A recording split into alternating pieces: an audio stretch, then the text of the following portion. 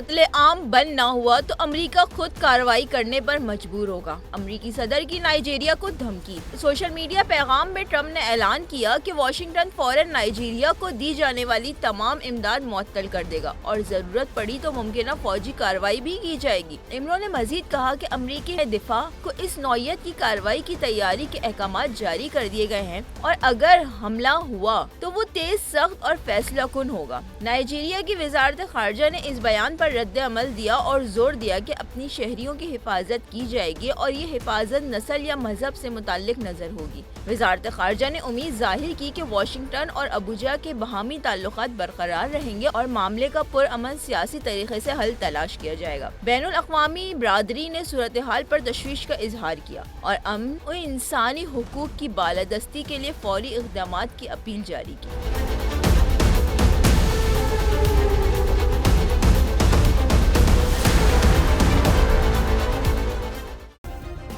Subscribe کریں اور بیل دبائیں تاکہ کوئی خبر رہ نہ جائے۔